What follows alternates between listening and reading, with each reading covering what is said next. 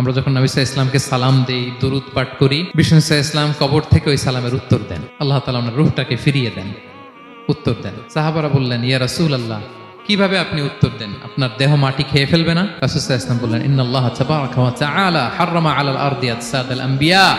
আল্লাহ তাআলা নবীদের দেহকে নষ্ট করা মাটির জন্য হারাম করে দিয়েছেন। কোনো মাটি কোনো নবীর দেহকে টাচ করতে পারে না, নষ্ট করতে পারে না। নবীরা কবরে জীবিত, সেখানে সালাত আদায় করে, তাদেরকে স্পেশাল রিজিক দেওয়া হয়। এটাকেই বলা হয় হায়াতুন নবী।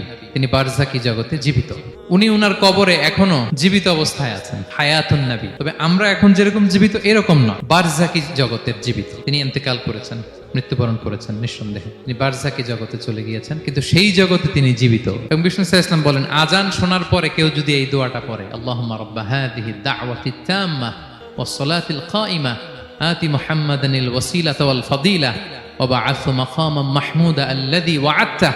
এই দোয়াটা যে পড়ে আজান শোনার পরে, বিষ্ণু সাল্লাল্লাহু আলাইহি ওয়াসাল্লাম বলেন, হাল্লাত লাহু শাফাআতি ইয়াউমাল কিয়ামা। কিয়ামতের দিন তার জন্য সুপারিশ করা আমি নবীর জন্য ওয়াজিব হয়ে যায়। যারা পড়েন না পড়বেন। এবার কিয়ামতে বিষ্ণু সাল্লাল্লাহু আলাইহি ওয়াসাল্লামের কি ফিচার থাকবে একটু কিয়ামতেরটা শুনে শেষ করি। বিষ্ণু সাল্লাল্লাহু আলাইহি ওয়াসাল্লাম বলেন, আনা আউয়ালু মান ইয়ানশাক্কু আনহুল কবরু। কিয়ামতের দিন ময়দানে মাহশারে, হাশরের ময়দানে সর্বপ্রথম আমি কবর ফুঁড়ে উপরে উঠে দাঁড়াবো। কে উঠে দাঁড়াবে? বিষ্ণু সাল্লাল্লাহু আলাইহি ওয়াসাল্লাম সর্বপ্রথম কবর ফুঁড়ে উনি উঠে দাঁড়াবেন। এবং হাশরের ময়দানে উনি কোথায় দাঁড়াবেন? ওনার জন্য একটা স্পেশাল জায়গা থাকবে। জায়গাটার নাম হচ্ছে মাকামে মাহমুদ। জায়গাটার নাম কি? মাকামে মাহমুদ। ওইখানে বিষ্ণু সাল্লাল্লাহু আলাইহি ওয়াসাল্লাম মাকামে মাহমুদে দাঁড়াবেন। আল্লাহ তাআলা বলেন, ওয়া মিনাল লাইলি ফাতাহাজ্জাদ বিহি নাফিলাতাল লাক আসা আইয়াবআসাকা রাব্বুকা মাকামান মাহমুদা।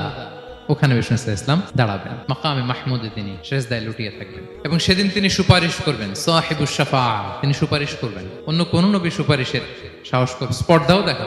আদম আলাইহিস সালাম, নূহ আলাইহিস সালাম, ইব্রাহিম আলাইহিস সালাম সবাই একজন আরেকজনকে রেফার করে, একজন আরেকজনকে রেফার করে, বলে আমি পারবো না, উনি উনি উনি উনি বলতে বলতে বিষ্ণু সাল্লাল্লাহু আলাইহি ওয়াসাল্লামের কাছে যাবে। মানুষগুলো হয়রান হয়ে যাবে, ক্লান্ত শ্রান্ত ঘর্মাক্ত পিপাসার্ত মানুষগুলো। 50,000 বছর হবে সেই দিনটা, কিয়ামতের দিন। মানুষগুলো পেরেশান, যেই নবীর কাছে যায় বলে পারবো না, উনি উনি।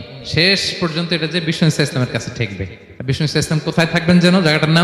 জায়গাটার নাম মাকামে মাহমুদে সেজদা অবস্থায় থাকবেন, সেজদা অবস্থায় থাকবেন। সব নবীরা বলবে নাফসি নাফসি, আল্লাহ তুমি আমারে বাঁচাও, আল্লাহ আমারে বাঁচাও, আল্লাহ আমারে বাঁচাও।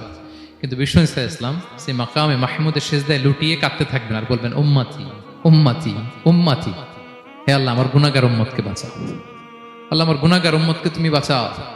কাঁদতে থাকবেন বিষ্ণু সাল্লাল্লাহু আলাইহি ওয়াসাল্লাম ওই জায়গায়।